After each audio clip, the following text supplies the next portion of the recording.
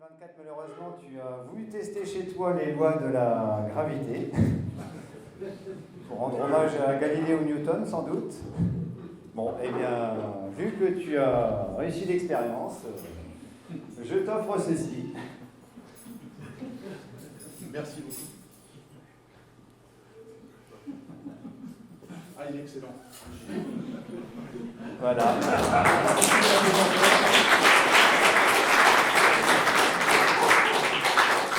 Et donc pour un prof de physique, c'est...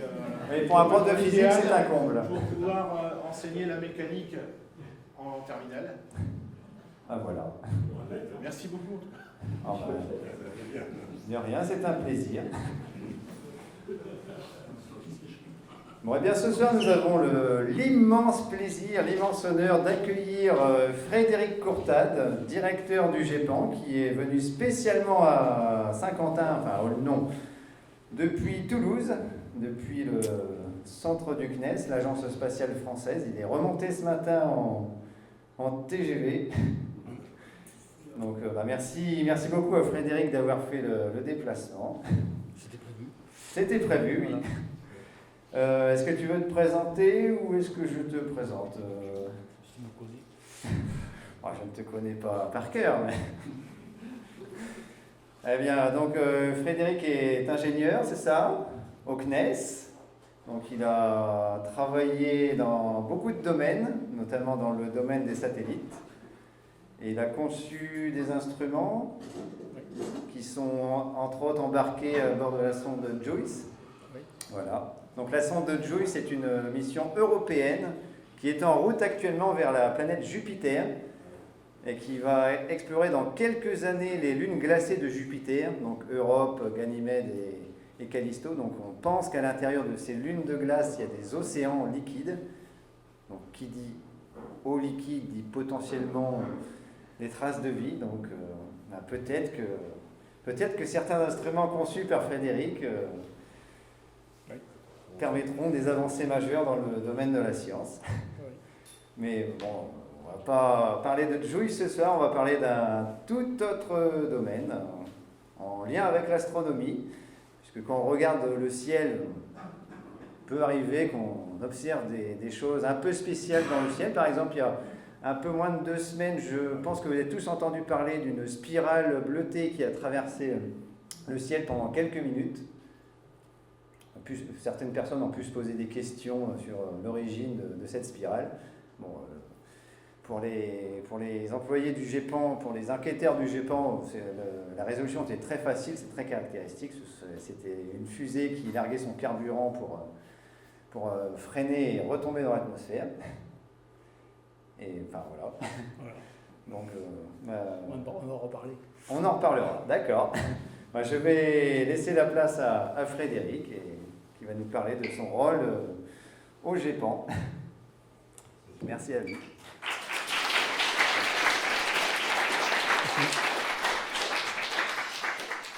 Donc merci à tout le monde, merci Thibaut, merci monsieur je ne sais pas si vous m'entendez, trouver le bon, voilà, de m'avoir invité et permis de vous présenter un petit peu mon rôle en tant que manager du GEPAN, dont le GEPAN, groupe d'études d'information sur les phénomènes aérospatiaux non identifiés. Comme dit Thibaut, je viens de Toulouse, je pense que ça s'entend parmi vous. J'ai fait pas mal de choses au CNES, je suis rentré, je dirais, au siècle dernier. J'ai pris le GEPAN il y a 1 an et demi. C'est un métier sympa, vous allez voir ce qu'on fait. Le GEPAN est intégré au CNES depuis 1977. Voilà, donc je ne sais pas si certains d'entre vous ont vu la série OVNI. Donc la série OVNI est une série qui a été tournée dans les années 2018-2020 et qui est exactement le métier qui est fait au GEPAN en fait. Et vous voyez au milieu la personne qui a les lunettes de soleil, c'est mon ancêtre dans le GEPAN scénarisé par Clémence Dargent dans le cadre de cette série. Donc le GEPAN a été créé en 1977. Alors pourquoi le GEPAN pourquoi ça a été rattaché à un organe, à un opérateur de l'État, hein, qui est le CNES, donc, qui a plein de rôles, qui est l'Agence spatiale française.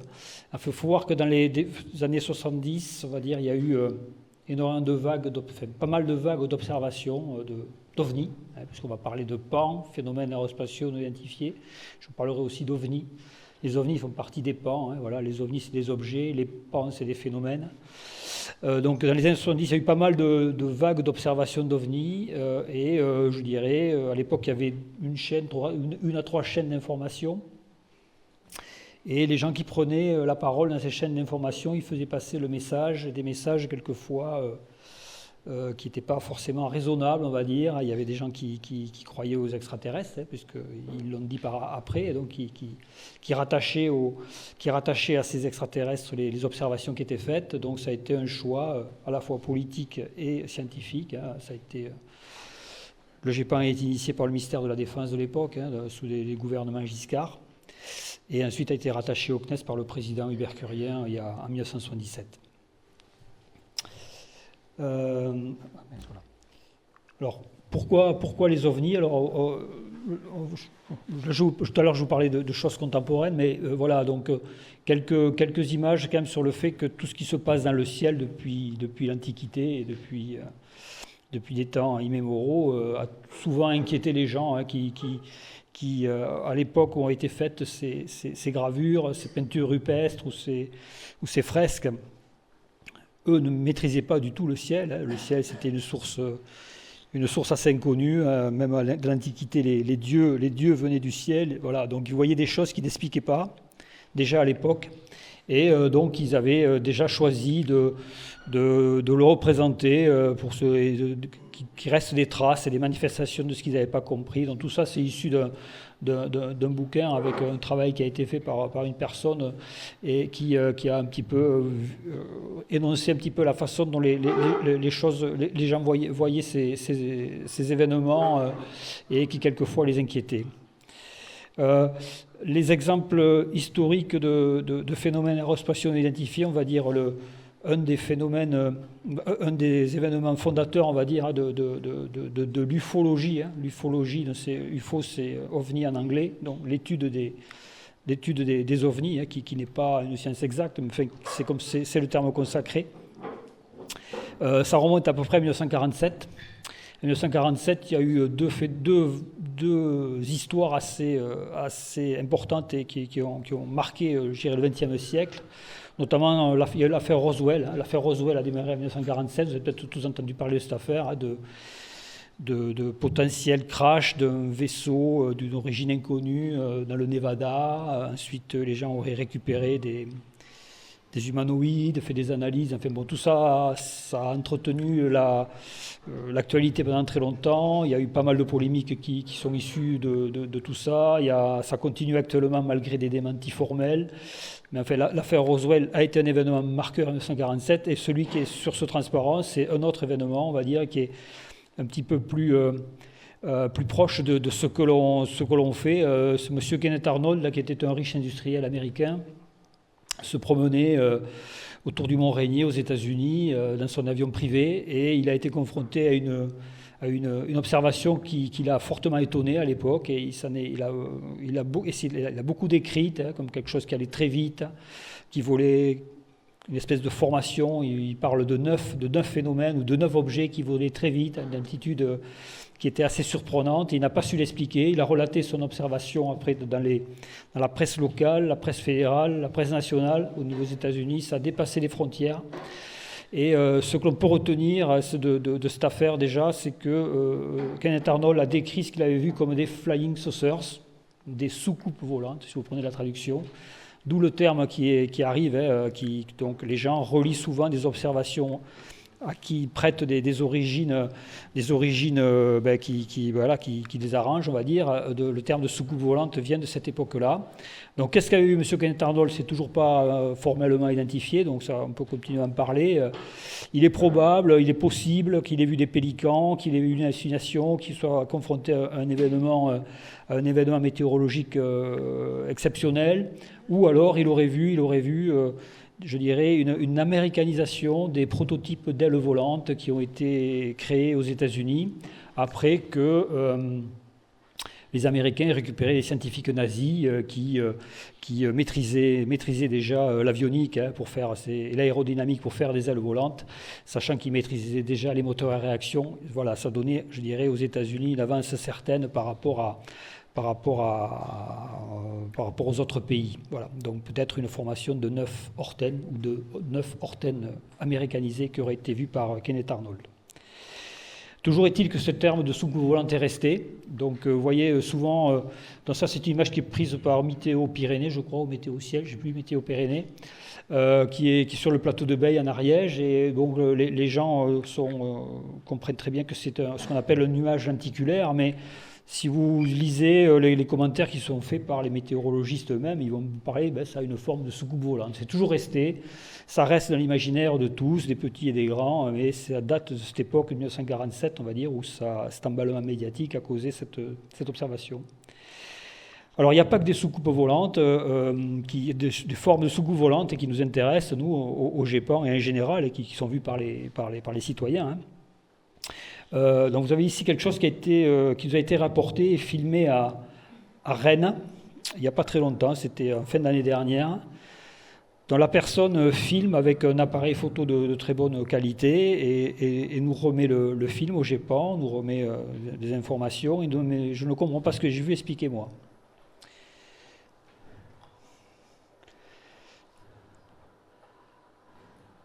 Donc voilà, qu'est-ce que ça peut être? Est-ce que c'est le vaisseau qui a amené les méchants de Superman? Enfin bon, peu importe. Enfin, il y a beaucoup de choses qui peuvent naître de ce genre d'observation. Toujours est-il qu'ils ne l'avaient pas compris. Nous, au premier abord non plus. Bon, on a quelques pistes parce qu'on a une certaine habitude. Mais on a fait travailler nos enquêteurs. Je vais vous expliquer un petit peu comment ça se passe. Thibaut vous en parlera aussi, puisque c'est un enquêteur du GEPAN, c'est notre hobby de Thibaut. On a fait travailler les enquêteurs, où tous les enquêteurs sont saisis de l'affaire et ont cherché ce que ça pouvait être. Et en cherchant sur le web, en cherchant partout, ils se sont rendus compte qu'il y avait, pas très loin de Rennes, une association qui s'appelle les Semeurs d'étoiles, voilà, j'avais oublié le nom, qui réalise des ballons en papier ou en enveloppe très légère. Et je dirais à la base de ces ballons, il y avait une source chauffante, bien sûr, pour chauffer l'air, une espèce de ballon, une espèce de montgolfière, voilà, qui est complètement autonome. Et il est fort probable, enfin, c'est quasiment sûr que la personne qui a filmé ça, elle a été trompée, elle n'a pas su évaluer la taille, elle n'a pas su évaluer la distance, elle a cru que c'était gros, que c'était... Voilà, mais c'est normal, vous allez voir, je vais y revenir, ça arrive souvent. Voilà. Enfin, ça arrive souvent. Alors voilà, j'ai deux transparents où il y a quelque chose d'écrit, après ce sera que des images, mais c'est quand même c'est un petit peu la publicité obligatoire. Voilà. Donc moi je m'occupe du GEPAN, donc le GEPAN dispose de son propre site web, c'est très important, on est autonome au niveau information, et mon travail, au-delà d'animer une petite équipe de CNES, nous sommes 3, voilà, il faut dire, on n'est pas nombreux. Mon travail, c'est également d'animer des groupes, des partenaires et des groupes qui travaillent avec nous et qui vont nous aider à travailler pour tenter d'élucider ce que les gens n'ont pas su expliquer au cours de leurs observations. Donc d'abord, on a une expertise interne, pardon. Le CNES, notre spécialité, c'est l'espace, donc on a bien sûr des services qui sont chargés de surveiller les satellites où la France a un intérêt particulier, de surveiller qu'il n'y a pas de collision entre ces satellites, de valider que les manœuvres qui sont faites sont complètement sécurisées. Et ce service nous rend, à nous, au GEPAN, un service qui est en dehors de ses missions principales, c'est la surveillance de tout ce qui se passe au-dessus du territoire national qui a une origine spatiale.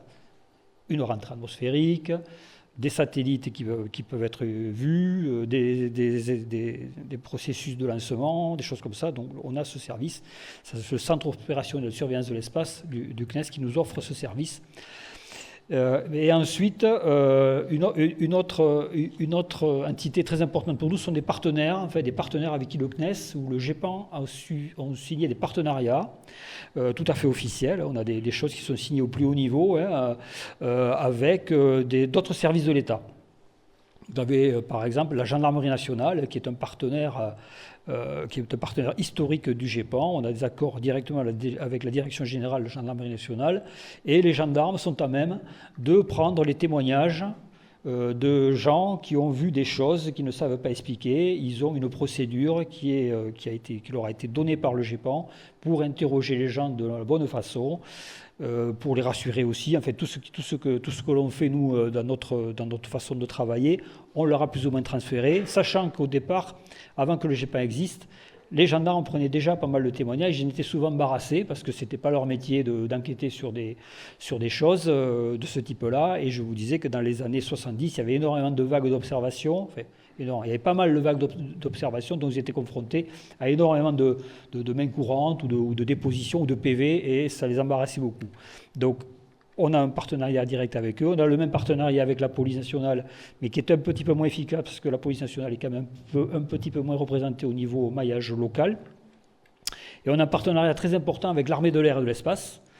L'armée de l'air et de l'espace, c'est notamment ce qu'on appelle le Cap CODA. Alors je l'appellerai Cap CODA par la suite, mais je vous donne la signification. Le Cap CODA, c'est le centre air de planification et de conduite des opérations de défense aérienne. Ce sont les gens de l'armée de l'air et de l'espace qui surveillent l'espace aérien français. Et tout ce qui vole dans l'espace aérien français qui n'a pas l'autorisation d'y voler, après les sommations d'usage, je dirais, le Cap CODA, c'est la défense du territoire national, ils font décoller la chasse et ils vont à la rencontre de ces gens-là et ça peut aller jusqu'à une interception. Voilà. Donc les gens du Cap CODA, nous on ne va pas jusque-là, nous ils nous mettent à notre disposition, toutes les traces de tous les capteurs, les radars primaires, secondaires et tous les capteurs qui sont à même de travailler pour ce service de surveillance de l'espace à la disposition du GEPAN. On a un lien direct avec eux, avec un partenariat tout à fait officiel signé avec cet organisme. On a le même partenariat avec la délégation générale de l'aviation civile. Et dans ce cadre-là, la délégation générale de l'aviation civile met à notre disposition toutes les observations qui sont faites depuis les tours de contrôle, les traces radars aux proches des aéroports. Et quelque chose qui est très important aussi, ils prennent pour nous les témoignages de gens qui ont vu des choses dans des observations, ce sont des pilotes ou des contrôleurs aériens. Pareil, le GEPAN a laissé des dispositions auprès de cet organisme pour qu'ils puissent témoigner. Voilà. On travaille avec Météo France, également un partenariat très fort avec eux pour avoir la situation météorologique, les événements exceptionnels au moment de l'observation, avec toutes les bases de données de Météo France et la mise à disposition d'experts, tout à fait officiellement, un partenariat également. Le CNRS, on travaille avec le corps des astronomes du CNRS. On a un astronome, un astrophysicien qui travaille avec nous, alors bien sûr pas à temps plein, mais lorsqu'on on soupçonne des origines on va dire, astronautiques, on va dire. C'est comme ça qu'on dit ? D'astronomie, voilà, plutôt. D'astronomie, c'est eux que l'on sollicite et qui nous donnent leur avis, leur expertise. On travaille également avec le CNRS sur une discipline qui est très très importante au GEPAN, c'est toutes les affaires de psychologie scientifique. Alors ça, c'est quelque chose qui sort un petit peu du domaine technique tel que je l'ai appris moi-même à l'école, mais on travaille également énormément avec des psychologues, notamment des psychologues cognitifs, en fait. Ce sont des gens qui sont chargés avec nous d'analyser les témoignages qui nous sont rapportés. Alors, ce n'est pas pour tracer le profil psychologique des gens, il n'y en a pas question, ce n'est pas notre mission, c'est simplement pour voir au niveau de la déposition si la façon dont ils vont raconter l'histoire, ils vont déposer l'histoire, il n'y a pas des biais de perception de ce qu'ils ont vu qui vont les conduire à nous dire ah ben, nous on a vu ça et derrière ils font référence à des croyances qu'ils ont ou à des pilotes clandestins qui sont dans leur tête qui disent qu'ils ne racontent pas exactement ce qu'ils ont vu. Donc nous, les psychologues cognitifs nous aident également à déterminer au plus près l'observation. On travaille bien sûr également avec des psychologues cliniques et des gens qui travaillent aussi sur on a des dépositions de gens qui ont vu des choses pas raisonnables et on est là aussi on essaie de leur répondre, même si ce n'est pas des ovnis ou des phénomènes aérospatiaux, c'est plutôt des extraterrestres, je dirais. Donc on travaille également avec ces gens-là qui voient des choses qui ne sont pas raisonnables et dont on essaie d'éviter enfin, si on peut les aider, même si ce n'est pas dans notre mission première, on travaille avec des associations qui sont à même de les écouter pour essayer de les rassurer ou voire plus proposer des traitements. Voilà. On travaille avec des enquêteurs. On n'est que 3, mais on dispose d'un corps d'enquêteurs, d'un pool d'enquêteurs qui est assez bien étoffé. Alors les enquêteurs travaillent de façon bénévole, hein. C'est le leitmotiv au GEPAN. Alors il y a quelques enquêteurs qui ont des spécificités particulières et je dirais des sociétés qui leur permettent de pouvoir émarger sur des disciplines que l'on ne maîtrise pas forcément à nous 3, le traitement d'images, l'authentification d'images, choses comme ça. Donc on passe des contrats avec eux, avec leur société. Mais le travail d'enquête est un travail que l'on veut autonome, c'est-à-dire c'est un travail qui est fait par des citoyens au service des citoyens. Donc n'importe qui peut devenir enquêteur au GEPAN, il faut en émettre la demande. Enfin, quand je dis n'importe qui, il faut déjà avoir envie. Il faut avoir une passion, je ne sais pas, pour l'enquête, pour l'astronomie, pour les ovnis, pour le spatial, pour l'envie de former un groupe. Et le CNES dispense une formation sur la méthodologie d'enquête que l'on applique. Et donc les gens viennent au CNES, on leur donne une formation et on fait des réunions, beaucoup de réunions, et on entretient ce pool d'enquêteurs qui est également s'auto-entretient parce que dans ce pool, il y a des gens qui sont extrêmement expérimentés, comme Thibault, qui vont aider les autres à justement bien évoluer et que l'on puisse leur confier en toute confiance des enquêtes. On travaille avec des experts aussi. Alors on a un collège ou un comité d'experts. Alors ce sont des gens qui sont issus, ce sont des gens extérieurs au CNES, encore une fois, hein, mais qui ont des domaines particuliers d'expertise dans tout ce qui se passe dans le ciel.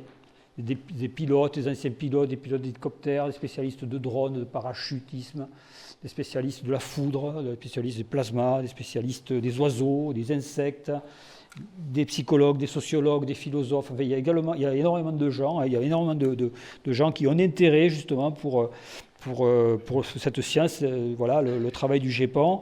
Et ces gens-là, en fait, ils sont sollicités lorsqu'une enquête est difficile, lorsqu'on n'arrive pas à déterminer l'observation. Donc c'est eux qui rendent, on leur demande un avis, avant déjà de le classer non identifié, on leur demande un avis, et également ça leur permet ça nous permet des fois de réorienter l'enquête vers quelque chose qui leur est apparu plus évident qu'à nos enquêteurs et à nous.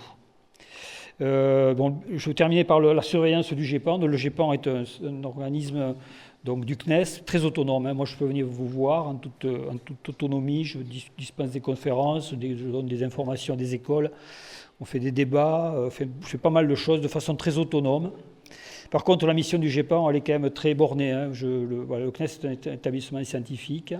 Donc tout ce que je fais, je le rapporte, enfin je fais, et les enquêteurs font, et mes équipes font, je le rapporte à ce comité de pilotage qui est composé de pas mal de hiérarchies du CNES et de toute la hiérarchie des gens ici qui sont dans nos partenaires là, et donc ils sont à même de donner leurs recommandations, et le président du COPEPAN rapporte directement au PDG du CNES, donc il faut quand même rester... voilà.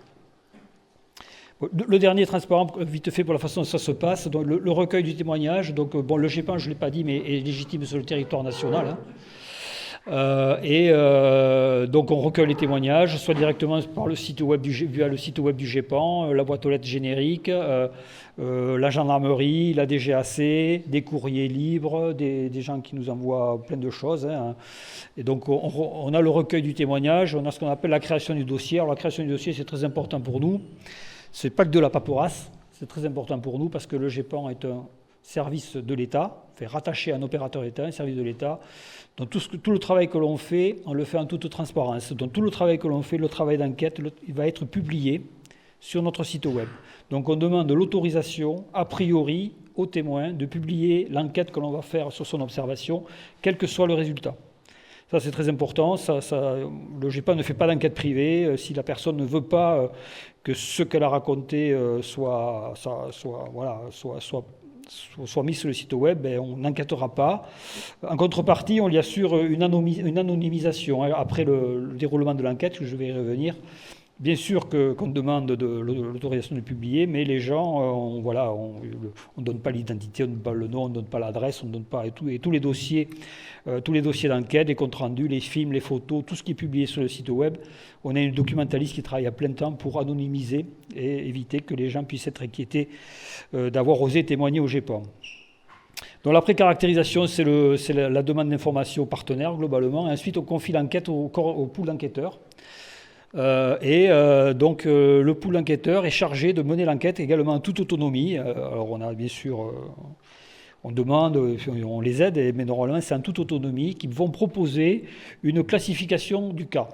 Donc une classification qui est une évaluation, enfin c'est une petite moulinette mathématique, on va dire, qui permet d'évaluer, de classer le cas en fonction de l'étrangeté résiduelle qui subsiste après l'enquête, par rapport à la consistance du témoignage. Alors ça c'est un peu compliqué, mais pour moi la consistance du témoignage c'est la quantité et la qualité, la fiabilité et l'objectivité du témoignage qui nous a été rapporté et qui est bien sûr revérifié par l'enquêteur. Donc tout ça c'est évalué, c'est ramené à 1. En fait, il y a une petite moulinette mathématique qui nous permet de classer les cas A, B, C ou D. Alors les cas A, B, C ou D, alors pour ceux qui ont vu la série, c'est tout à fait comme ça que ça se passe. C'est à peu près la même classification qui était rapportée au niveau de la série OVNI. Donc des phénomènes que l'on a parfaitement identifiés, à peu près un quart. Des phénomènes que l'on a probablement identifiés, 30%. Donc la différence entre les deux, c'est qu'il nous manque une information pour être parfaitement raccord avec l'observation. Problème d'origine ou de temporalité, mais enfin on est sûr que c'est ça que la personne a vu, mais on se laisse un petit doute. Des phénomènes je crois que je me suis trompé, c'est un peu moins ici, c'est un peu plus là.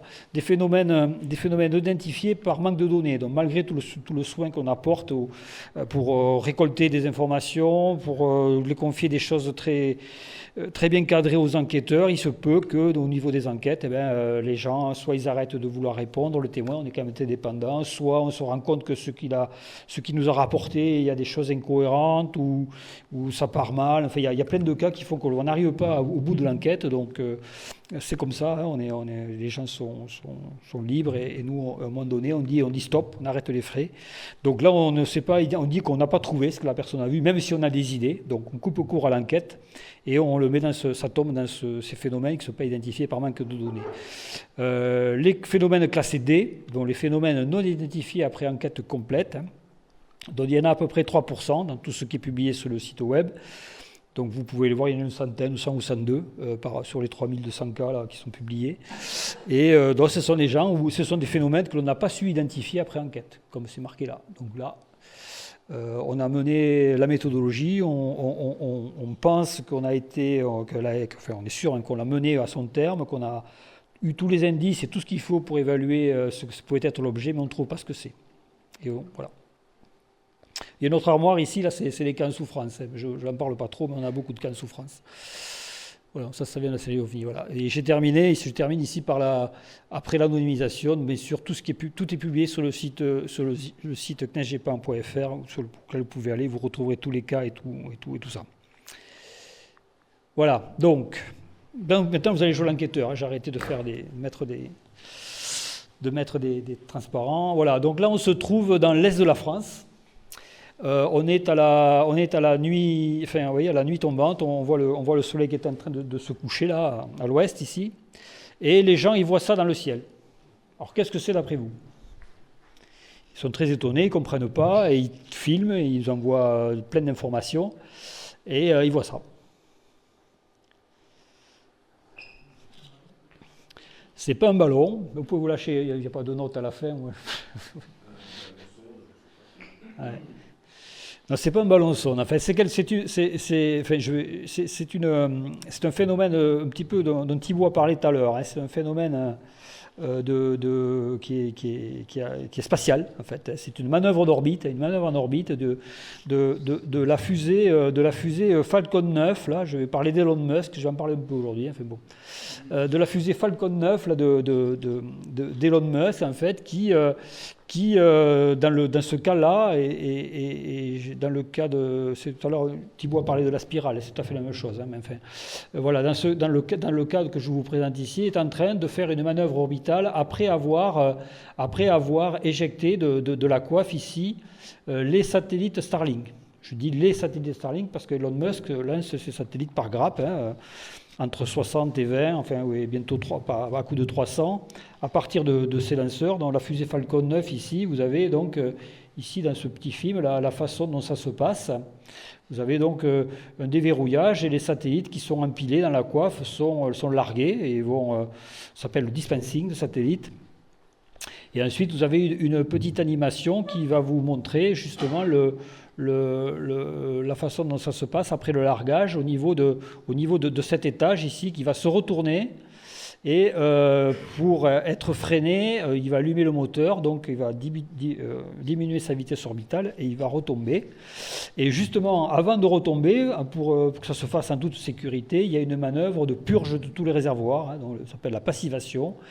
Et dans l'observation que vous avez vue tout à l'heure, et dans l'observation de la spirale dont a parlé Thibault, et dans l'observation de ce que peut voir un pilote dans son cockpit, c'est justement l'évacuation de ces carburants, de l'oxygène liquide, le kérosène liquide, c'est ce qu'emploie Elon Musk, ce nuage qui est bien sûr éclairé par le soleil, parce que ce n'est pas un phénomène qui produit de la lumière, c'est vraiment le soleil qui est dans des configurations bien particulières. C'est pour ça qu'on a réussi à prédire le fait que la spirale dont a parlé Thibault, on savait qu'on allait voir ce phénomène parce que la conjonction de l'altitude à laquelle se fait cette manœuvre et le soleil au-dessus de la France, ça s'est vu partout, hein, ça s'est vu du nord au sud, hein, la spirale. Voilà.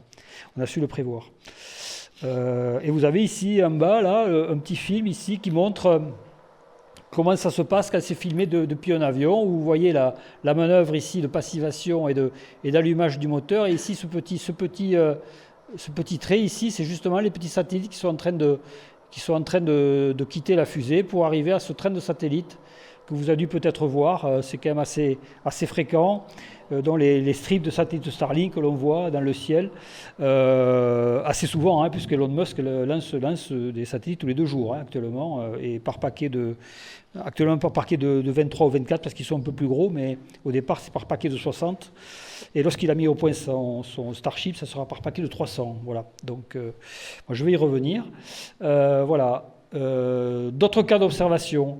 Donc là, je passerai sur quelque chose qui s'est également passé ça, je crois que c'est le Bas-Rhin aussi, le 67. Je ne suis pas trop du nord de la France, c'est ça. Donc voilà, ce sont des gens qui sont en voiture et qui circulent, hein, dans une zone urbaine ou périurbaine, on va dire, et qui voient quelque chose qui attire leur regard au loin, là, et ils ne comprennent pas ce que c'est.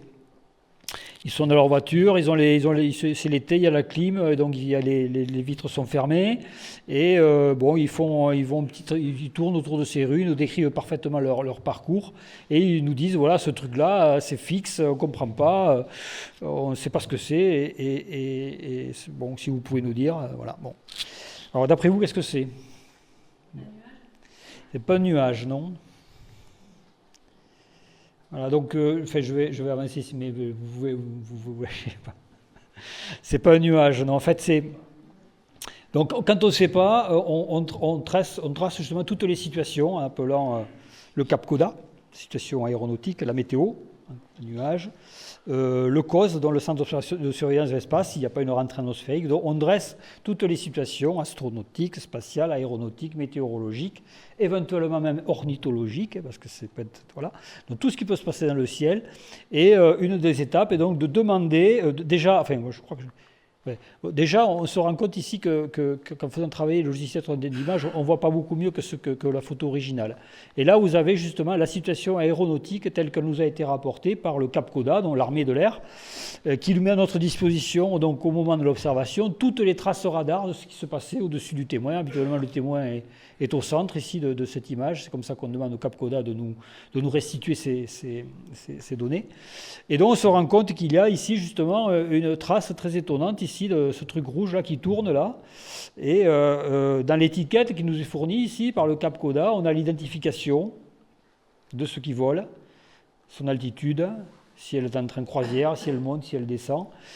Et quelquefois le cap, bon là c'est pas le cas, et justement cette étiquette eh ben, qui correspond, hein, si on prend tout le déroulé de l'enquête, hein, sur la photo d'avant vous avez vu qu'il y avait des éléments du paysage, des éléments urbains qui nous permettent de bien déterminer le cap de l'observation, de faire des mesures aussi sur l'image, et qui nous disent ben, c'est ce truc là que forcément la personne a vu, puisqu'elle a vu que ça bougeait pas, elle tournait, c'est bizarre, c'est plus ou moins fixe, et on se rend compte quand au niveau de l'étiquette en fait ici que c'était un petit hélicoptère tout simplement, un petit hélicoptère qui était fortement ébloui par le soleil.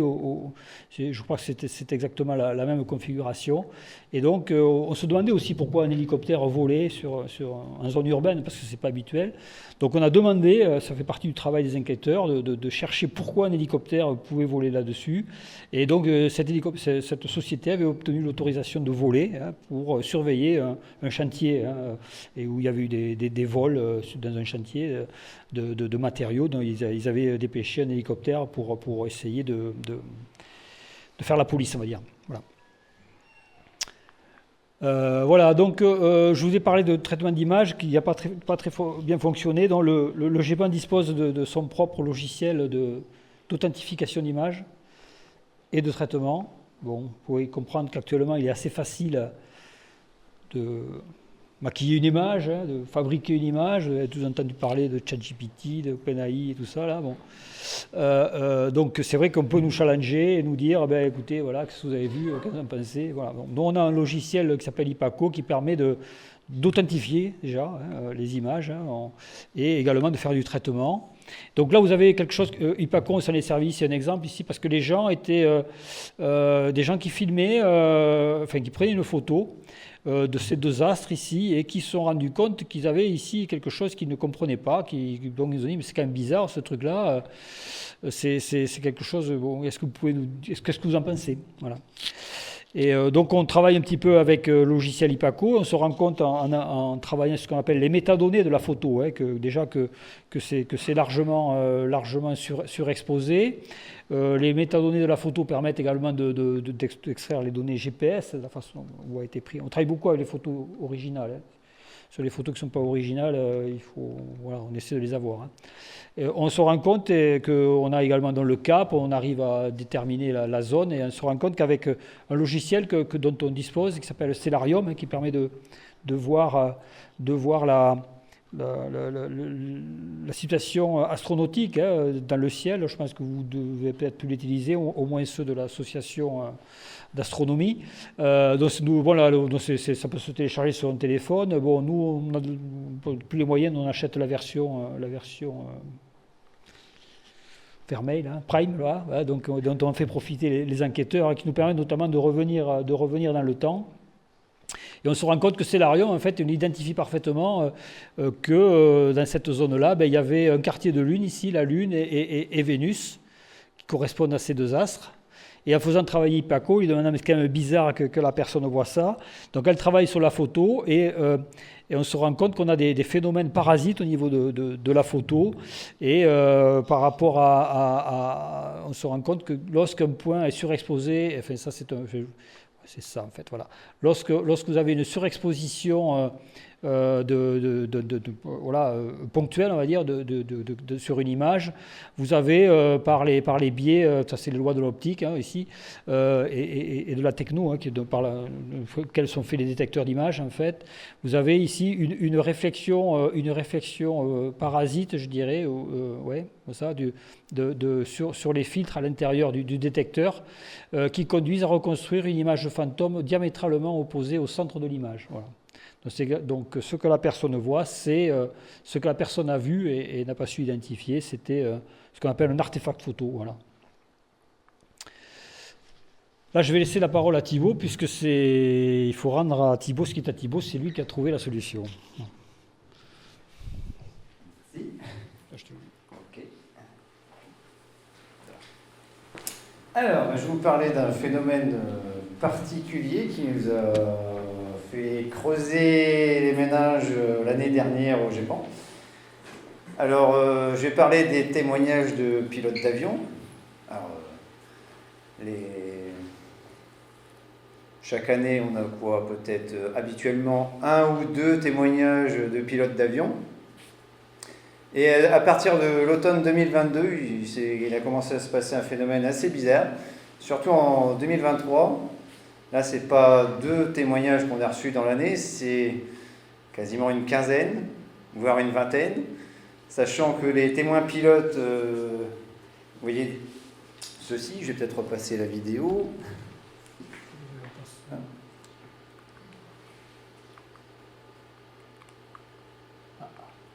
Ah, voilà. Hop. Quoi, ne part pas. Ça part pas. Dommage. Bon, c'est pas grave, on verra d'autres images après. Ah, bah si, tu vas pouvoir pour remettre la vidéo. Voilà. Donc, donc tous les témoins pilotes commençaient à décrire, à chaque fois proche de l'horizon, toujours dans la même zone du ciel, pendant des durées de 1h30, 2h, 3h, des flashs lumineux. Et là, on voit que ça part presque du sol. Ça va à droite, à gauche, dans toutes les directions. Dans le cercle. Voilà, la vidéo revient au début. Donc, magnifique vidéo, voilà. Regardez dans le cercle. Alors, à votre avis, qu'est-ce que ça peut être? Non, la guerre en Ukraine. Il n'y a pas de rapport avec la guerre en Ukraine, mais on y a pensé. Parce que dans tous les témoignages de pilotes, et c'est ça qui était extraordinaire, les pilotes ne se connaissaient pas les uns les autres, et à chaque fois, la description, c'était quasiment mot pour mot la même chose. Et souvent, il y avait l'expression qui revenait, on dirait un combat aérien. Et le hasard a fait que sur les 2 premiers cas que j'ai enquêtés qui se passaient alors que c'était des pilotes de ligne qui survolaient l'Algérie en direction de la France, ils voyaient ça sur l'horizon nord-est, très bas sur l'horizon, pendant 2 heures. Donc l'avion a le temps de défiler, donc par travail d'enquête, on s'est dit, si c'est toujours la même direction alors que l'avion se déplace beaucoup en 2 heures, c'est quelque chose de lointain, proche de l'horizon. On a fait des recoupements, à partir du point de départ, du point d'arrivée, et ça retombait, le hasard a fait que ça retombait sur l'Ukraine. Donc on a commencé à envisager que ça semble partir du sol, et certains témoins disaient ça fait comme des tirs en cloche, ça part du sol et après ça retombe au sol. Printemps 2023, c'est la campagne russe de bombardement des sites énergétiques ukrainiens. Quelque chose, en plus, au-dessus de l'Ukraine, enfin dans la direction de l'Ukraine, donc on s'est dit, il y a peut-être un lien avec des tirs de missiles russes. Bon, alors, on a demandé à notre contact à l'armée, est-ce que vous pourriez nous fournir les données des missiles russes? Parce qu'évidemment, ce n'est pas aux Russes qu'on va demander ces informations-là. Donc, notre contact à l'armée s'était un peu enflammé sur cette hypothèse. Il nous a dit, non, c'est pas possible que ça puisse être des missiles russes sur l'Ukraine. Avec la courbure de la Terre, ça ne se verrait pas depuis l'Algérie. De toute façon, on ne vous donnerait pas les informations, c'est classé secret défense OTAN. Des fois, on tape dans le secret défense dans nos enquêtes. Bon, les mois ont passé, les semaines ont passé, toujours un phénomène mystérieux. Donc, et le pire dans tout ça, c'est que nos témoins pilotes, non seulement on recevait de nouveaux témoignages, mais les témoins qui nous avaient déjà contactés nous recontactaient en disant « Ah j'ai revu le phénomène ». Et toujours dans des directions... des directions qui ne collaient pas avec l'Ukraine, mais toujours la même description, toujours proche de l'horizon, toujours dans la même zone du ciel. Et, force de creuser, on a fini par trouver la solution. Fallait y penser. C'est en lien toujours avec ces fichus satellites Starlink. Je dis fichus satellites Starlink, je vais passer à la diapo suivante. Voilà. Je rappuie comme ça? Ok. Donc voilà, donc notre ami Elon Musk, pour avoir de l'Internet gratuit partout dans le monde, il est obligé de lancer des milliers et des milliers de satellites. Alors, pour vous donner un ordre d'idée, en 60 ans de conquête spatiale, l'humanité entière a lancé à peu près 7000 satellites. Bon, il y en a la moitié qui sont déjà retombés sur Terre, donc 3500 satellites. En moins de 5 ans, Elon Musk a quasiment lancé 10 000 satellites Starlink. Et il prévoit d'en avoir 42 000. Enfin, c'est un projet totalement fou. Alors, si on regarde bien sur cette image, donc là, chaque point vert, c'est un satellite Starlink. Et regardez, juste après le déploiement des satellites, on voit qu'il y a des grappes de satellites hein, sur l'écran qui sont proches. Ça fait des lignes. Et bon, bah, après, bon. Une fois que ces satellites sont déployés en orbite de travail, donc ils sont à peu près à 550 km, voire moins, enfin, il y a plusieurs plans. Alors, il se passe un phénomène très particulier. Je vais passer à la diapo suivante. Alors, il se trouve que sous certaines conditions d'observation, il faut un angle très précis. Le Soleil va taper sur le corps du satellite, le corps métallique du satellite, et c'est un peu le même principe que quand vous vous amusez à aveugler votre voisin de classe avec un verre de montre, il se produit un flash lumineux. Mais flash lumineux assez puissant, hein, aussi brillant que la planète Vénus. Donc c'est quand même l'objet céleste le plus brillant dans le ciel après la Lune. Alors je vais peut-être passer la diapo suivante. Ah voilà, une magnifique image. Prise de par un pilote. Donc on voit sur l'image, c'est un peu petit, mais gros flash lumineux dans la constellation de la couronne boréale. Quand on a des super photos transmises par les témoins, on arrive à identifier les étoiles, donc on arrive à déterminer la position du pan dans le ciel, donc sa hauteur angulaire et son azimut, donc la direction par rapport au nord. Alors, je continue. Voilà. Donc pour cette image, il suffit. Enfin, l'image, c'est en rapport avec la première vidéo là, avec le défilé des montagnes. Donc il se trouve que ces flashs Starlink ne sont observables que sous certaines conditions. Il faut que le Soleil soit situé entre 30 et 45 degrés sous l'horizon. Et pendant des mois, on avait les preuves sous les yeux, mais personne sur Célérium n'a pensé à effacer l'horizon. Si on regardait la position du Soleil, en fait, ces flashs interviennent toujours à la verticale exacte du Soleil. Et c'est pour ça que nos témoins pilotes, voire maintenant on commence à avoir des témoins au sol. Hein. La semaine dernière, j'ai traité un cas au sol. Et ces flashs, pourquoi ils restent toujours dans la même direction du ciel, dans le ciel? C'est parce qu'ils se situent toujours à la verticale de la position du Soleil. Et toujours quand le Soleil est à 35 degrés jusqu'à 45 degrés sous l'horizon. Parce qu'avec ça, c'est plus. Voilà, là c'est plus parlant. Donc sur l'image, on voit le Soleil qui est ici, le satellite qui est ici, et l'avion, donc le pilote, enfin le témoin qui est ici. Donc il faut un angle très particulier. Donc on a travaillé là-dessus pendant quelques semaines. Une fois qu'on a trouvé l'explication, on a essayé de pousser l'explication pourquoi le Soleil se reflète sur la carlingue du Starlink. Bon, Elon Musk n'a pas voulu nous donner l'information.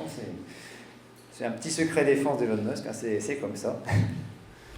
On fait avec, mais en tout cas, ce qui a été fort, c'est que une fois l'explication trouvée, on a pu tester avec les témoins pilotes. Comme j'étais en contact avec quelques témoins pilotes, je leur ai demandé, transmettez-moi vos prochains vols, et je verrai si le phénomène peut se reproduire, sans leur donner l'explication. Quand on teste, on ne donne jamais l'explication, mais... Donc certains témoins m'ont dit, demain je fais le vol Singapour-Paris de telle heure à telle heure. Donc je regardais sur Stellarium quand le Soleil serait entre 30 et 45 degrés sous l'horizon, donc en regardant les horaires de vol. Et donc j'ai dit, quand vous serez au-dessus de l'Irak, regardez autour de telle étoile, alors je ne sais plus c'était quelle étoile, et vous devriez revoir le pan normalement. Et le lendemain, mail du témoin, ah ouais, effectivement, bravo, mais comment avez-vous fait? Ça veut dire que l'explication marche, donc je leur ai expliqué, et les témoins étaient ravis d'avoir enfin expliqué ce qu'ils avaient vu. Oui, parce que les pilotes, ils ont quand même une responsabilité. On travaille sur des vols. Alors, excusez-moi. Oui, on travaille sur des vols. Vous disiez tout à l'heure qu'on était légitime en France. On travaille sur des vols à provenance ou à destination de la France. On a l'autorisation de travailler sur ces vols-là. Et les pilotes sont quand même inquiets parce qu'ils ont des passagers dans la carlingue, ils ne comprennent pas ce qu'ils voient, ils le voient dans leur horizon, ils ont l'impression d'y foncer dessus. Ils émettent l'hypothèse de missiles ou quoi que ce soit, bon, ils étaient quand même un petit peu inquiets. Donc quand on ne comprend pas quelque chose, et lorsqu'on a des responsabilités, on essaie de trouver. Je crois qu'il y a l'animation. Oui, normalement, après il y a l'animation. Donc voilà, là ça se met une vidéo en accéléré, donc c'est de ces fameux flashs Starlink. Alors regardez toujours les mêmes flashs dans la même zone du ciel. Donc pour nous astronomes, ces satellites Starlink, c'est une cochonnerie, ça nous vrille nos images du ciel. Regardez. Donc voilà, quand on voit un flash lumineux unique dans le ciel, bon, ça peut être une étoile filante qui arrive de face, un flash de satellite, mais quand le phénomène se reproduit pendant un certain temps et toujours dans la même zone avec des luminosités aussi importantes, il y a de quoi se poser des questions. Donc on a pu mettre une explication sur tous ces cas. Bravo, c'est beaucoup Thibaut qui a travaillé là-dessus, parce qu'on lui avait confié le bébé quand on a vu qu'il se débrouillait avec les pilotes en toute autonomie, vas-y continue, et puis voilà. Ok, donc ça c'était vu depuis le sol, voilà. Tout à l'heure, voilà, donc là c'était un témoignage qui est pris d'un pilote en fait, qui est sur le vol Tahiti-Seattle, donc en avril 2023, et donc lui il vole en fait sur l'océan Pacifique, et il voit lui également à son horizon une boule. C'est très étonnant. Normalement, il est côté nuit lui aussi, donc il comprend pas ce qu'il voit parce que c'est isolé. On a les conditions de vol, on a l'altitude, on a les caps puisque c'est un avion, il donne tout. Il interroge lui-même un pilote de notre avion, donc on n'a pas le témoignage. Ça, c'est pas un avion qui décollait depuis le territoire national, donc qui confirme qu'il voit quelque chose qu'il ne comprend pas à son horizon. Il est quand même assez inquiet lui aussi. Il a toujours pareil, il a l'impression d'y aller dessus. Bon, là, on est au-dessus du Pacifique, donc on est loin de la France, donc impossible de demander aux États-Unis les informations qu'on demande à l'armée de l'air et de l'espace en France, donc tout ce qui est trace radar, tout ça, on ne s'en mêle pas. Mais on a quand même décidé d'enquêter, et en faisant notamment une enquête participative avec tous les enquêteurs pour essayer de déterminer ce que les gens ont vu, en essayant de se débrouiller avec des choses qui se trouvent sur le web, ou des informations dans la bibliographie, on va dire. Et donc là, les premières hypothèses qui a été émises par le pilote, c'est peut-être une boule nuageuse. Alors, dans certains cas, dans certaines conditions, les nuages peuvent se mettre en boule, c'est vrai. Par contre, voilà, donc là, lui, il vole a priori au-dessus de la tropopause, on va dire. Donc les nuages au-dessus de la tropopause, c'est pas trop leur place. Donc cette hypothèse tombe. Donc il continue à fouiller sur tout ce qui est disponible en termes d'informations publiques. Et donc on travaille avec deux logiciels. Alors là aussi, on a les versions Prime, je dirais, de FlightAware, enfin je ne sais pas si on a le Prime, mais également de FlyRadar, qui sont des logiciels pareils que vous pouvez avoir sur votre téléphone qui permettent de voir un petit peu la situation aéronautique. On l'utilise en complément aux informations quand on ne peut pas les avoir, du Cap Coda, quand c'est le territoire. Enfin, je ne sais pas si c'est une zone internationale ou le territoire américain, mais bon, là on ne pouvait pas les avoir. Donc on utilise FlyRadar et FlightAware. Là vous avez la trajectoire du vol Tahiti-Seattle. Et sur ce document en fait, de FlyRadar, on se rend compte qu'au moment de l'observation, il y a un avion ici qui a décollé de la base de Vandenberg ici, qui se trouve en Californie, et qui a cette trajectoire circulaire là, qui est assez caractéristique d'une mission militaire. Voilà. Donc cet avion, il est parfaitement identifié. Les Américains ne s'en sont pas cachés puisqu'ils ont laissé les données disponibles pour Flight Radar 24. C'est un avion Mercury. Et en cherchant sur le web, on se rend compte que ce jour-là, cet avion Mercury, donc, il avait procédé à l'essai d'un missile, de missile intercontinental, balistique intercontinental. Et il est très probable qu'après avoir épluché l'enquête, après avoir tout rebouclé, que ce que les pilotes ont vu, c'était le lancement ou l'évolution, je dirais, d'un missile intercontinental, Minuteman III, tout tiré depuis un avion Mercury apocalyptique. Enfin, tout ça, ça fait un peu peur. Mais enfin, voilà, c'est quelque chose qui se passait dans l'horizon des avions. Et les avions n'avaient pas été mis au courant d'une alerte qui avait été une alerte internationale. Les formats NOTAM, c'est des formats d'alerte internationaux qui n'avaient pas été mis au courant que quelque chose allait se passer dans le ciel et ils ont traversé une zone où un missile avait été tiré. Voilà. Donc, comment ça se passe en France? Je vous dis tout à l'heure qu'on avait quand même des relations avec l'armée de l'air et de l'espace qui sont très fortes.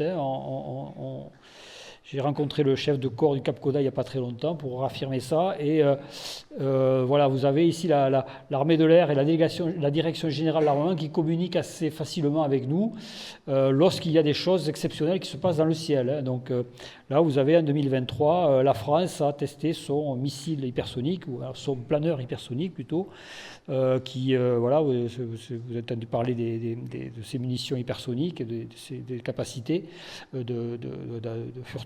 pour échapper à l'interception. Et voilà, la France a testé son planeur, donc ils ont tiré depuis Biscarrosse. Et nous, on a eu des centaines de témoignages entre Biscarrosse et Perpignan de gens qui voyaient des choses bizarres dans le ciel, soit des choses comme ça, qui sont une trace la traînée de condensation du missile, enfin du planeur, on va dire, ils appellent ça un planeur, c'est un missile. Ou alors, comme le planeur évolue très très haut dans le ciel, un petit peu plus haut que les avions, vous avez ici ces traînées de condensation qui ont été cisaillées par les courants de jet au-dessus de la troposphère. Vous avez cette espèce de paquet de spaghettis que les gens ne comprenaient pas. Donc on a eu pas mal de témoignages, mais l'armée de l'air est assez, nous donne ces informations que nous on répercute aux témoins, le cas échéant. Un petit entracte sur si vous parlez tout à l'heure des biais de perception, au niveau des témoignages. Donc je vais faire une petite apostrophe là-dessus. Voilà, je ne sais pas ce que vous voyez sur l'écran, ceux qui sont plus loin ou ceux qui sont plus près. Des Pac-Man, ouais. Ouais, il y en a qui voient des triangles aussi. Voilà. Les Pac-Man, voilà. Bon. Alors normalement, si on se concentre et si on se laisse aller un petit peu, si on se laisse commander par son cerveau, on voit un triangle. 95% des gens voient un triangle qui n'y est pas. Si vous cherchez là, vous avez mis le triangle qui n'y est pas. Et voilà, donc ça c'est quelque chose qui est assez... on y prend garde quand on reçoit les témoignages, c'est-à-dire que les gens, lorsqu'ils voient 3 points lumineux, ils ont surtout tendance à mettre quelque chose au milieu. 3 points, 4 points, 6 points, 10 points. Voilà. Donc vous avez ici un exemple, ici où vous avez des avions qui volent en escadrille. Et donc, je ne sais pas si c'est la patrouille de France ou quoi que ce soit, mais ils volent en escadrille, ils ont le phare d'atterrissage allumé pour certains. Et bon, il y a celui-là qui rend la formation, mais vous pouvez imaginer que les gens voient passer ça au-dessus d'eux.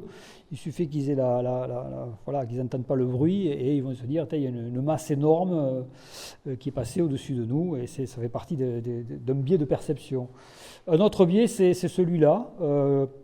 Là aussi, vous pouvez me faire confiance, les 2 cercles orange ont le même diamètre. Et voilà, donc ça c'est quelque chose qui est également... notre cerveau, il a quelquefois du mal à se repérer au niveau des tailles, surtout quand il y a des éléments qui sont là pour le tromper. Et vous avez ici quelque chose qui est un petit peu attrait à ça, mais pas tout à fait non plus, c'est ce qu'on appelle l'illusion lunaire. Donc l'illusion lunaire, c'est quelque chose qui est étudié depuis le 6e siècle, avec pas mal d'explications pour expliquer pourquoi la Lune, lorsqu'elle est proche de l'horizon, lorsqu'elle se lève, en pleine comme celle-là, elle apparaît beaucoup plus très grosse. Alors que lorsqu'elle est une élévation plus haute, voire presque au zénith, si vous pouvez y arriver, elle a une taille beaucoup plus modeste. Enfin, c'est notre cerveau qui perçoit ça. Alors que si vous mesurez la taille angulaire de la Lune à l'horizon et la taille angulaire avec vos doigts, lorsqu'elle est en élévation, vous trouverez la même taille. Mais c'est notre cerveau qui joue un tour, là encore une fois, et qui dit c'est la Lune. Bon, on fait une des explications, mais la Lune c'est très gros, Donc ça ne peut pas paraître petit par rapport à des éléments du paysage dont on sait estimer la taille. C'est une explication. Il y a des livres entiers, des bouquins entiers qui ont été écrits sur ça. Bon, c'en est une. Pas pour cacher les autres, mais voilà, c'est un biais qui nous arrive. On a beaucoup de mépris sur la Lune. Alors ça peut faire sourire, mais la Lune, elle est joueuse hein, avec les gens. Les gens ne connaissent pas les quartiers, ne connaissent pas la dynamique de la Lune, ne connaissent pas voilà, la couleur qu'elle peut prendre. Elle peut être masquée, elle peut être posée sur le sol. Enfin, il y a plein de choses qui peuvent tromper. Il ne faut pas trop en rigoler. L'autre biais, ou plutôt la façon dont on est fichu, hein, c'est qu'on est quand même relativement mal doté pour estimer les distances en fait. Hein. Donc, on a une vision stéréoscopique, certes. Notre cerveau, il travaille par rapport au phénomène de parallaxe, hein, et le phénomène de parallaxe, il est dicté pour la précision par l'espacement que l'on a entre nos deux yeux, qui est relativement modeste. Hein. Donc, moi, j'arrive à voir que madame est plus proche de monsieur parce que mon cerveau, de proche en proche, il analyse la scène et de façon limbique ou je ne sais quoi, je vais arriver à avoir une dynamique de la perspective, mais c'est très compliqué d'évaluer les distances pour le cerveau, surtout lorsqu'il n'y a rien comme repère. Voilà. Donc là, vous avez une image de quelque chose qui se trouve dans le ciel, et là, vous allez avoir des descriptions qui disent ça faisait 100 mètres de diamètre, et c'était à 1 km, ça faisait 1 km de diamètre, et c'était à 30 km. Et tout ça, si vous voulez, si vous discutez avec les psychologues, ils vont vous dire, nous, on est un peu moins brut avec des témoins, ils vont dire qu'on est incapable de reconnaître quelque chose, de donner une taille, une distance de quelque chose que l'on ne reconnaît pas. Notre cerveau, il ne sait pas faire. Donc après, on interprète. Là, vous avez une interprétation. Alors, je ne sais pas si vous voyez ce que ça peut être. C'est pareil, la description, ça fait 2 mètres de diamètre et ça vole à 30 mètres de haut, ou ça fait 300 mètres de diamètre et ça vole à 3 km. Voilà, donc donc ça, c'est voilà, une surface tout à fait symétrique. Bon, ça, je ne sais pas si vous avez reconnu, c'est pas sûr parce que c'est quand même assez spécifique. Hein. C'est un ballon sonde passif hein, qui permet d'étalonner les courants aériens. On sait beaucoup utiliser lorsqu'on lance nous les fusées depuis Kourou. Donc vous avez ici une zone brillante, métallisée, pleine de picots ici qui servent d'accroche pour faire du tracking radar, de la triangulation radar pour estimer les vitesses justement. Voilà. Mais ça, vous avez la perception de ce que ça peut être, de sa taille, c'est compliqué. Oui. Ici, vous avez un autre biais qui est qu'on a pas mal étudié au GEPAN. Donc ça, je vous ai mis là, c'est le témoignage qui vous a été rapporté par la personne. Hein. C'était une artiste peintre, la dame. Et cette dame, plutôt que d'écrire un témoignage, elle l'a fait aussi, mais elle nous a fait des tableaux de ce qu'elle a vu. Et vous avez ici une animation qui est faite avec des reproductions des tableaux, parce que les tableaux, après, on est frappé par les droits d'auteur, tout ça, on n'a pas besoin de les montrer, mais on a retranscrit un petit peu la façon dont elle nous a dessiné plein de choses, vous allez le reconnaître. Elle a fait ça au stylo bille, alors on ne voit pas très bien sur ce truc, mais enfin, on voit c'est vraiment fait au stylo bille. Donc vous avez ici elle cherchait à voir ça, en fait, cette zone ici, qui est un astre, hein, je vous dis de suite, c'est Jupiter, qu'elle n'avait pas su reconnaître. Et elle s'est dit, mais je ne comprends pas ce que ça peut être, donc je vais essayer d'y voir un petit peu plus clair. Donc voilà, elle montre sa fenêtre, son pot de fleurs, ensuite elle donne un autre tableau où elle montre l'arrière, et cette dame, pour regarder cet astre, elle prend les jumelles. Elle prend les jumelles, là encore une fois, très compliqué pour elle, pour l'optique, pour l'instrument, de focaliser sur quelque chose dont on ne connaît pas la distance. Donc, elle règle assez mal ses jumelles. Quand elle règle assez mal ses jumelles, elle se dit, mais c'est bizarre quand même ce truc-là, ça prend un aspect, qu'est-ce que ça peut être, ce truc, vraiment, je ne comprends pas. Donc, on voit qu'elle tâtonne, qu'elle joue avec ses jumelles, qu'elle essaie de recaler l'image au centre du chemin optique. Elle n'y arrive pas trop, mais elle nous dessine parfaitement cette forme-là, et ça nous a beaucoup intrigué, cette forme. Et on se demandait ce qu'elle avait pu voir, parce qu'on avait bien compris qu'elle utilisait mal ses jumelles. Donc l'explication, on l'a trouvée avec nos collègues opticiens. Donc lorsque vous faites une image avec les jumelles, lorsque vous travaillez bien, vous utilisez bien l'instrument, vous allez focaliser l'image ici sur le fond de l'œil, la rétine ici. Et lorsque vous utilisez mal les jumelles, en fait, vous allez mal focaliser dans le chemin optique. Et ce qui est le plus étonnant, c'est que vous allez utiliser le point lumineux que vous regardez, c'est-à-dire la planète ici, Jupiter, comme source lumineuse. Et cette source lumineuse, en passant dans le chemin optique ici, elle va venir éclairer votre fond d'œil. Et c'est ce que le cerveau va voir. Vous allez voir votre fond d'œil et vous allez voir également les défauts de la cornée juste avant le réflexe palpéral. Et c'est ce cas, voilà, c'est une mauvaise utilisation dont on a compris ce que la personne a vu. Elle était un peu incrédule du fait qu'on allait analyser son anatomie en faisant tout ça, mais voilà, c'est ce qu'on appelle la vision optique, hein, c'est l'observation de son œil par soi-même, hein, enfin l'observation par soi-même. Ça n'arrive pas qu'à des amateurs. Hein.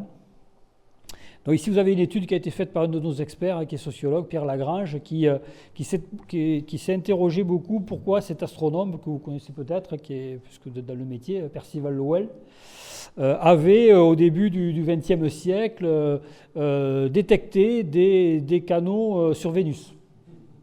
Voilà. Des canaux sur Vénus, quand on fait un peu quand on fait du spatial ou de l'astronomie, on sait que Vénus est une planète qui est recouverte à 100% par une couverture nuageuse extrêmement épaisse, des nuages pas du tout sympas en plus, et avec les instruments de l'époque, je dirais les longueurs d'onde d'observation de l'époque, il n'était pas possible de voir des canaux sur Vénus.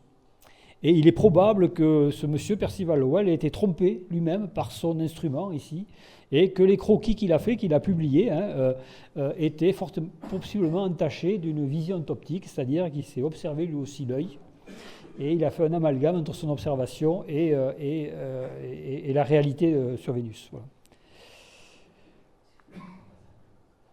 La diversité des phénomènes. Alors ici, vous avez une... Je vais le laisser dérouler, j'espère que ça ne prend pas trop de temps. Vous avez une observation ? Trouve-moi un avion qui montre qu'il est traîné.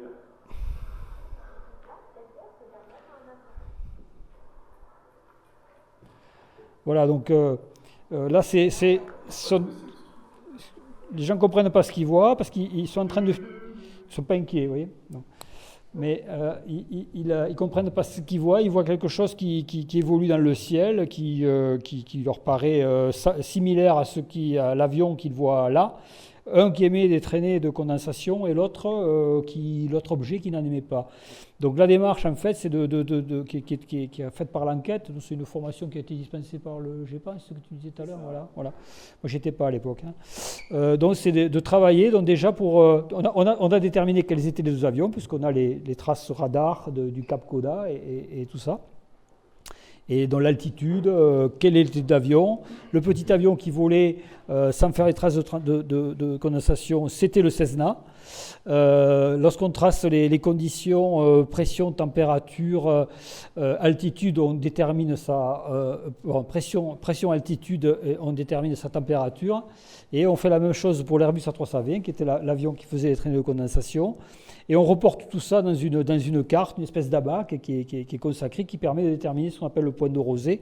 En fonction de la pression et de la température, on se rend compte que le Cessna, qui volait plus haut que l'Airbus, hein, c'est clair, le petit avion là qu'on voyait au niveau des nuages assez loin, volait plus haut que l'Airbus. Par contre, il était dans une condition de température de pression qu'il ne faisait pas de traces de condensation. Voilà. Je continue, ça a pris du temps. Voilà.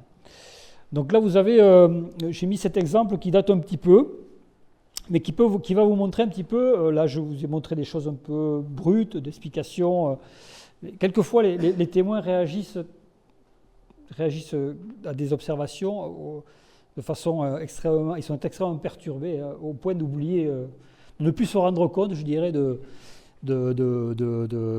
remettre en cause tout ce qu'ils ont pu connaître. Hein, et vous avez une illustration dans cette observation qui a été faite il y a quelque temps, et dont je vous ai mis un extrait. C'est ce truc. Viens voir. Regarde. Oh, qu'est-ce que c'est que ça? Ne hurle pas comme ça. Oh, maman. Mais c'est quoi? De quoi tu... Mais c'est extra.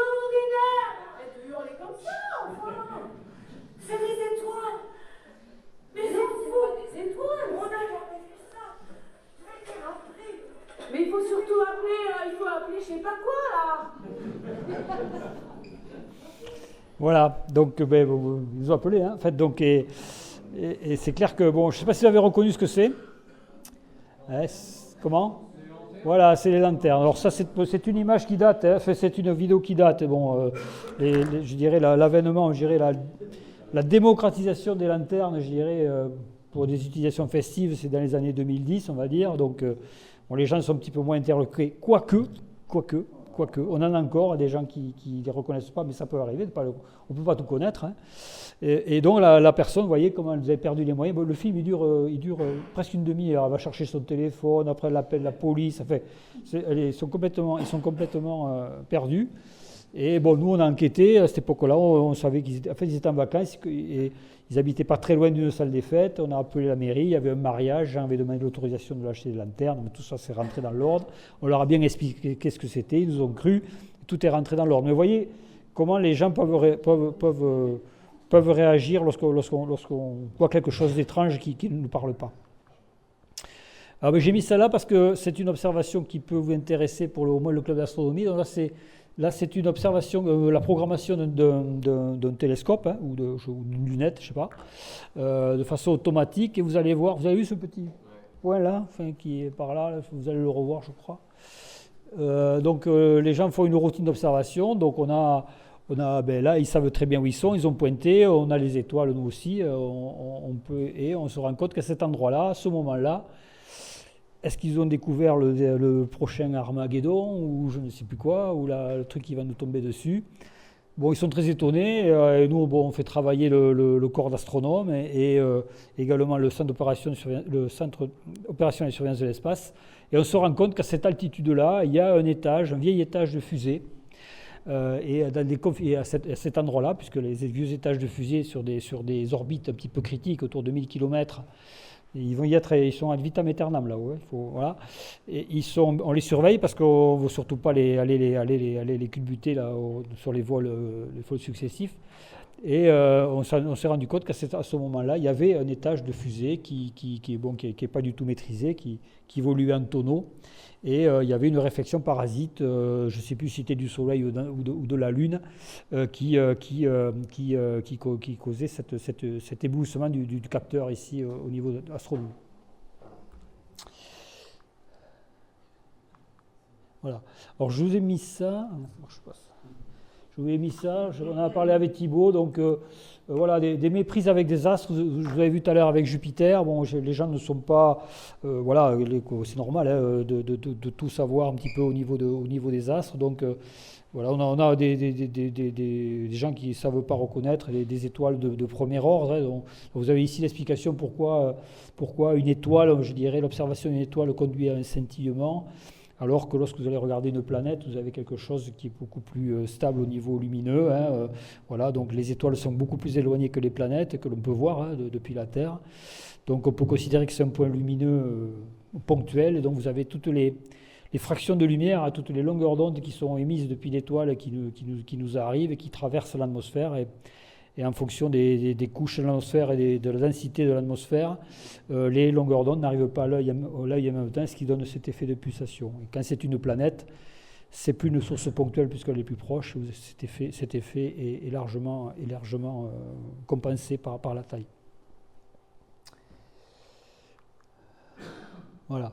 On a des ovnis qui sont aussi dus à des rentrées atmosphériques. De là, c'est une rentrée artificielle. Alors, je vous l'ai dit, c'est pas très vieux. En 2021, les responsables de la Station spatiale internationale, hein, de l'ISS, que vous connaissez peut-être, la Station spatiale internationale, c'est là où évolue Thomas Pesquet, notamment, quand il y va. Ils ont décidé, les responsables, de se débarrasser d'un cargo de batteries usagées. Donc les batteries usagées, c'est ce cargo ici. Et ce cargo, ce n'est pas quelque chose de petit, c'est quelque chose qui faisait 2 tonnes 900 et qui a été largué depuis le bras de l'ISS. Vous avez le hublot ici. Et ce cargo de batteries usagées, il était bardé de capteurs, bien sûr, parce que ils se sont débarrassés de façon sciemment. Je ne sais pas comment diriger les autorités de la station de l'ISS, sûrement les Américains.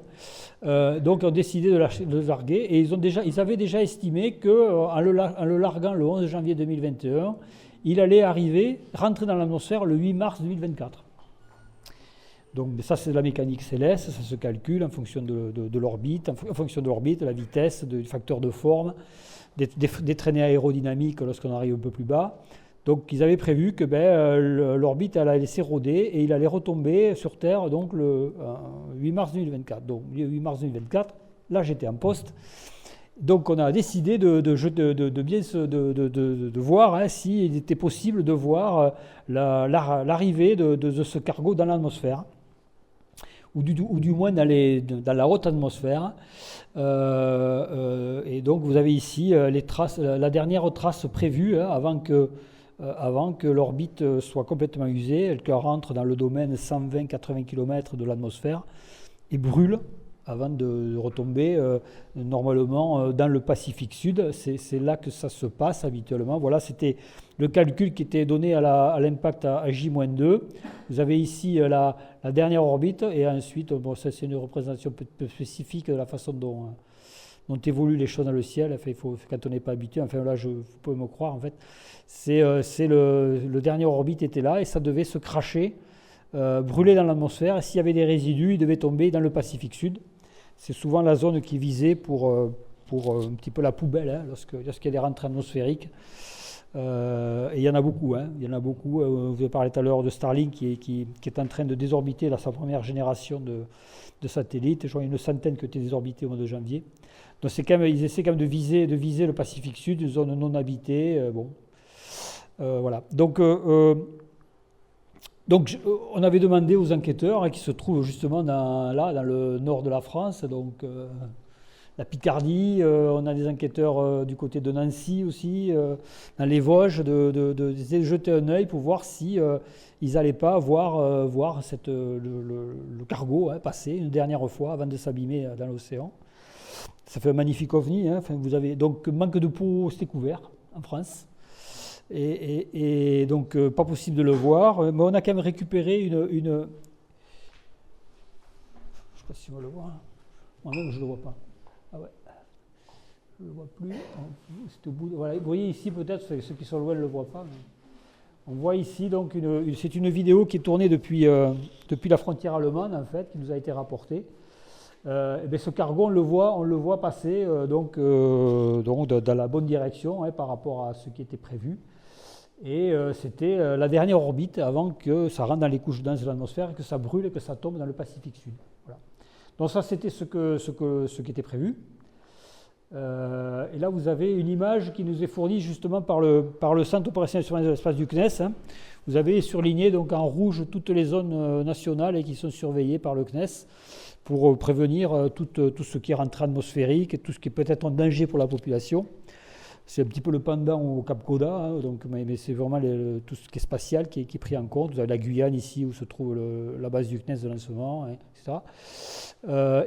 Donc les gens justement du Centre opérationnel de surveillance se disent mais nos derniers calculs montrent que normalement on pense que la trajectoire va se poursuivre et il risque de tomber plutôt dans le Golfe ici, dans le Golfe du Mexique ou le Golfe de Trump, là, je ne sais plus.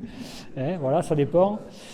Voilà, donc c'est un petit peu... Et finalement, donc ils avaient prévu que ça allait tomber là, à J0. Donc en fait, vous avez sous-estimé de quelques minutes, parce que c'est l'affaire de 5 minutes, pour 5-6 minutes pour effectuer ce trajet aux vitesses orbitales, enfin aux vitesses de rentrée.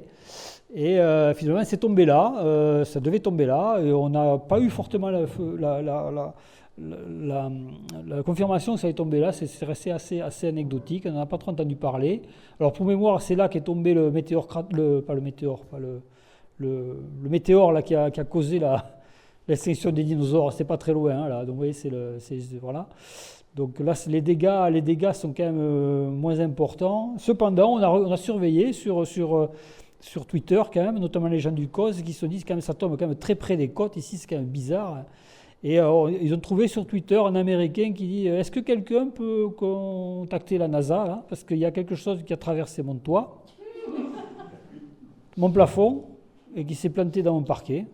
C'est ça. Voilà.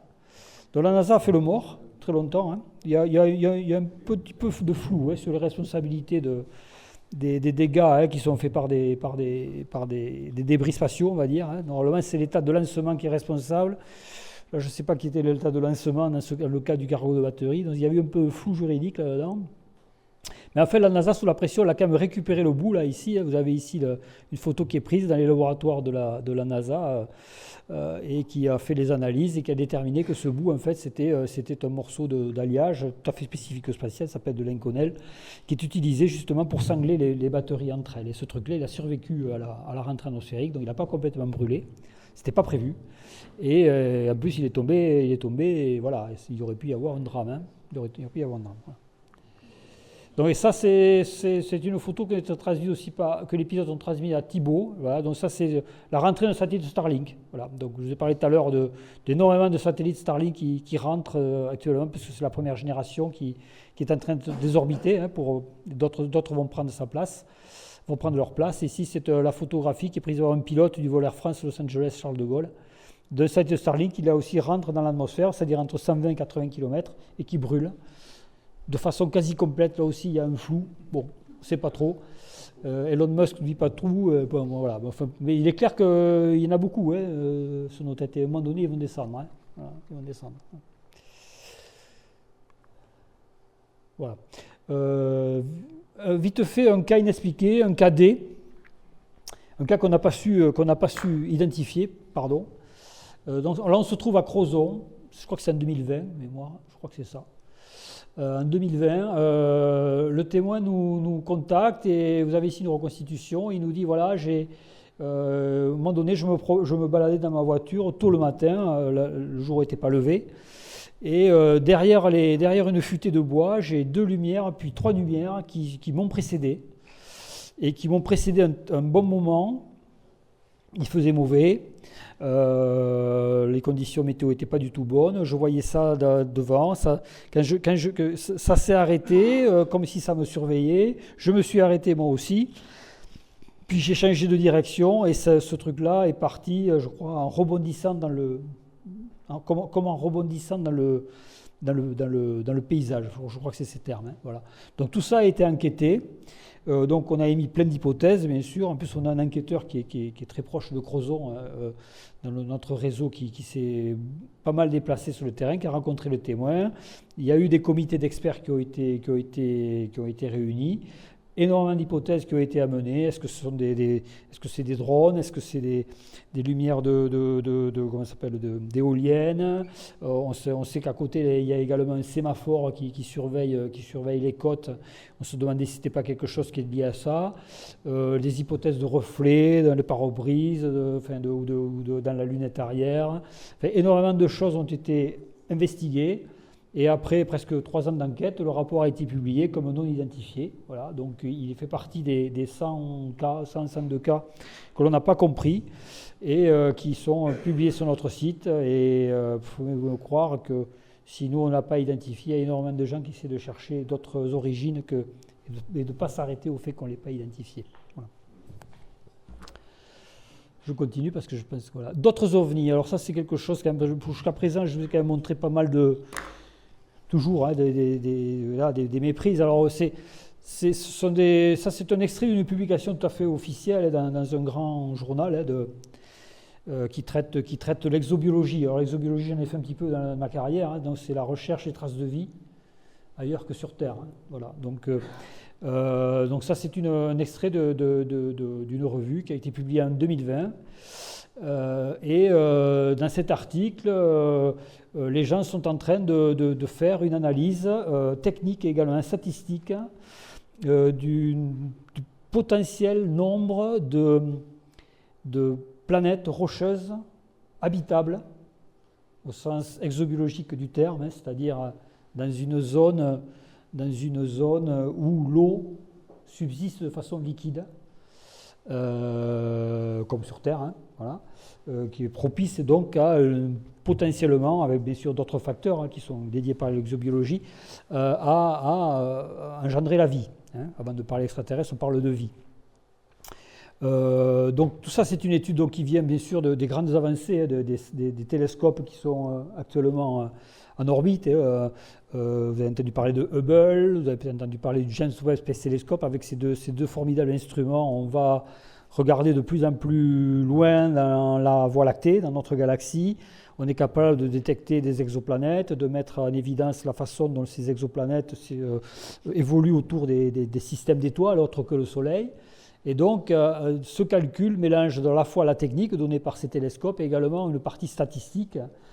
Et cette publication, qui est de 2020, qui a été analysée par les astrophysiciens qui travaillent avec nous, dont Peter von Balmus, qui bosse à Toulouse au CNRS, il considère que cette public considère qu'avec 7% d'étoiles du type G, c'est-à-dire des étoiles comme le Soleil, la même température que le Soleil, globalement le même diamètre que le Soleil, ce qui donne la même luminance, la même puissance, on va dire, de chauffe que le Soleil.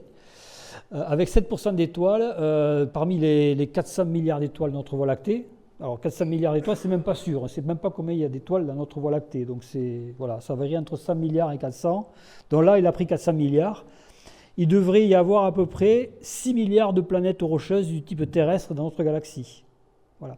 Donc tout ça, bien sûr, c'est très loin de chez nous.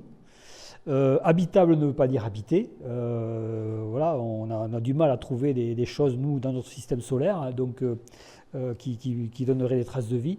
Mais c'est pour vous donner quand même voilà, le fait que, bon, il faut bien avoir en tête que des planètes, voilà, dans l'immensité de la galaxie, il y a un pan de l'exobiologie au CNES qui traite de la recherche d'états terres, donc des terres jumelles. Alors pas pour y aller, parce qu'on ne sait pas y aller, c'est trop loin. Est-ce que les gens ou les possibles civilisations ou je ne sais quoi qui habitent sont venus nous voir? En tout cas, le GEPA n'en a jamais rencontré, ni le CNES, ni aucun autre organisme officiel sérieux. Voilà. Voilà, moi donc je travaillais un petit peu aussi sur JUICE, comme disait JUICE, c'est Jupiter Icy Moon Explorer, donc c'est l'explorateur des lunes glacées de Jupiter. Donc Jupiter est une planète géante donc, du système solaire qui a failli devenir une étoile, hein, à quelques centaines de kilomètres de diamètre de plus, on aurait eu une étoile de plus, on aurait eu un système qu'on appelle dual.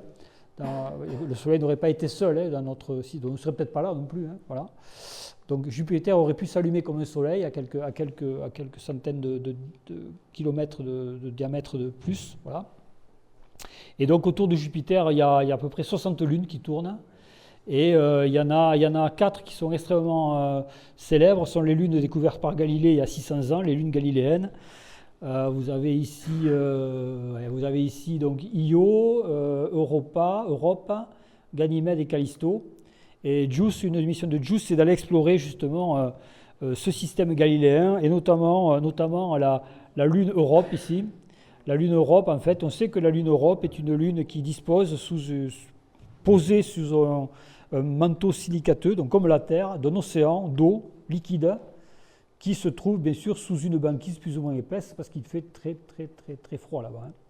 Et en plus ont été mises en évidence au niveau d'Europa dans les craquelures, je dirais, de cette banquise ici, qui sont favorisées par les effets de marée très importants de la proximité de cette lune de Jupiter. C'est un petit peu comme nos marées, nos coefficients de forte marée. Vous avez cette eau ici qui est mise en mouvement par la gravité, à cause de la gravité de Jupiter. Et on a retrouvé au pied de ces crevasses, ils ont retrouvé au pied de ces crevasses, par des analyses spectroscopiques, bien sûr, des éléments organiques. Voilà. Donc, éléments organiques ne veut pas dire vie, on en est loin. Mais il est clair que l'intérêt exobiologique de Europa est très fort, comme est l'intérêt biologique d'une autre lune qui se trouve autour de Saturne, qui s'appelle le Titan, qui est fortement utilisé. Alors non pas pour retrouver des extraterrestres comme on peut les imaginer, mais potentiellement pour trouver des traces de vie. Bon, ça, c'est pas le GEPA, hein, c'est vraiment l'exobiologie, mais enfin voilà. Voilà. Alors, là, je vous ai mis un petit mot sur le paradoxe de Fermi, si vous n'avez pas entendu. Enrico Fermi, c'était un physicien célèbre, je crois qu'il est prix Nobel dans les années 60, je crois, ou 40, je ne sais plus. Donc, qui est un célèbre physicien nucléaire, hein, voilà, qui est prix Nobel, je crois, pour cette discipline, et qui a émis jour entre la poire et le fromage, c'est quasiment le cas de le dire. Hein, il a été interpellé par par des gens, et il a émis ce qu'on appelle le paradoxe de Fermi, et qui est resté assez célèbre, et qui a dit, écoute, si on prend une considération purement mathématique, étant donné que il faut, si on était capable de voyager à la vitesse de la lumière, il faut à peu près 100 à 120 000 ans à la vitesse de la lumière pour traverser notre galaxie. Donc si des gens sont capables pas de voyager à la vitesse de la lumière parce que c'est pas possible à s'en approcher, sachant que nous sur Terre on est capable d'aller à peu près à 10 à 20 000 fois moins vite, c'est la seule chose qu'on sait faire. Même nous, pour des terriens, il nous faudrait 1 à 2 milliards d'années pour la traverser. Donc, étant donné que la Voie lactée a à peu près 13 milliards d'années, mathématiquement, il est possible, on ne peut pas l'écarter, que s'il y a ce qu'on peut appeler des civilisations ou des entités qui ont évolué comme nous, on va dire, qui ont eu un petit peu de technicité, qui ont une évolution darwinienne, on va dire, matériellement, mathématiquement, on ne voit pas pourquoi ils ne seraient pas venus nous voir. Et s'ils ne sont pas venus nous voir, peut-être qu'on ne les a pas intéressés, peut-être qu'on n'est pas capable de les détecter. Enfin, tout ça, c'est un paradoxe. Il n'y a pas vraiment de réponse. Vous voyez, c'est vraiment quelque chose qu'il a posé. Et énormément de choses autour des ovnis, autour des extraterrestres, tournent autour de ce paradoxe de Fermi, qui est analysé différemment, quand on est un scientifique ou lorsqu'on a des idéologies un petit peu plus, qui sortent d'éléments scientifiques. Pour terminer, je vous dirais, voilà, moi je veux parler des phénomènes identifiés. Donc vous avez ici la répartition, je dirais, ce qu'on appelle, pour appeler ça des méprises. C'est un terme qui est peut-être pas sympa pour les témoins, mais c'est finalement tant mieux qu'on arrive à déterminer. Donc c'est les phénomènes classés A ou B dans la terminologie GEPAN. Vous avez ici une répartition des méprises avec de l'aéronautique, des systèmes portés par le vent, des méprises d'astronomie, étoiles, tout ce qui est bolide rentrant atmosphérique, les satellites qui prennent une part importante, les animations lumineuses, les drones, des phénomènes de météo exceptionnels, la foudre, les farfadets, etc.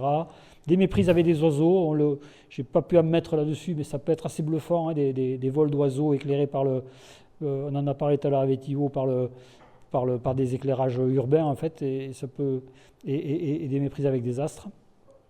Donc ça c'est les méprises, et le but du GEPAN c'est vraiment de définir la limite entre ce qui est compris et ce qui ne l'est pas. Ça c'est mon métier et le métier de mes collègues, et compte tenu de l'état des connaissances bien sûr, et de mettre en forme ce qui ne l'est pas pour ensuite aller chercher auprès des scientifiques qui sont connectés avec le CNES des explications pour essayer de faire progresser la connaissance, et tout en déployant cette démarche méthodologique et scientifique qui est propre à la maison. Vite fait, un peu de biblio. Là, vous avez un site qui est très intéressant qui s'appelle Méprise du ciel. Vous allez voir de super photos. Il y en a certains qui sont du GEPAN parce qu'on leur a versé notre base de documentaire.